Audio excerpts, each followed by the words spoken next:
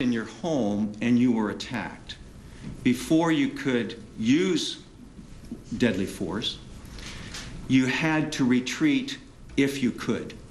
Yes. If you safely could. So in other words, if there's an attack outside,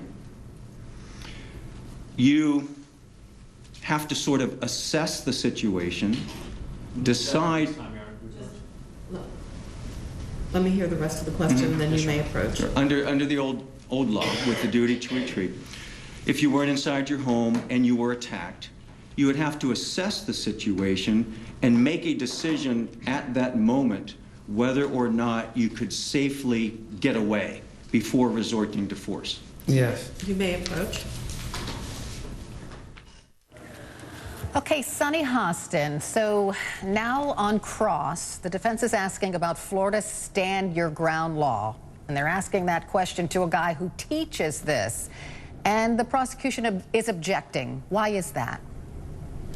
I'm not quite sure why they're objecting at this point, because I think that it's not really harmful to the prosecution. Of course, they're at sidebar, so we don't really know what their reasoning is.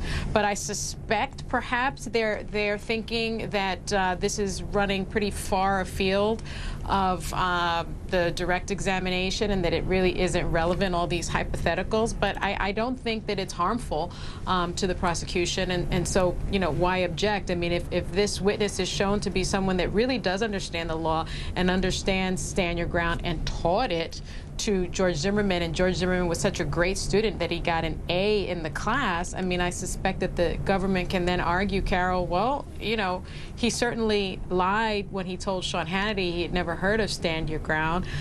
He certainly knew enough police procedure to profile someone, so I'm not sure why they don't want to get into this. So from a defense perspective, Drew, why do you think they're getting into this? Well, I think what they're doing is, normally you can't get into legal issues in front of the jury. That's something for the instructions at the end of the case. Of course, you can argue the anticipated instructions, but the witnesses can't comment on it.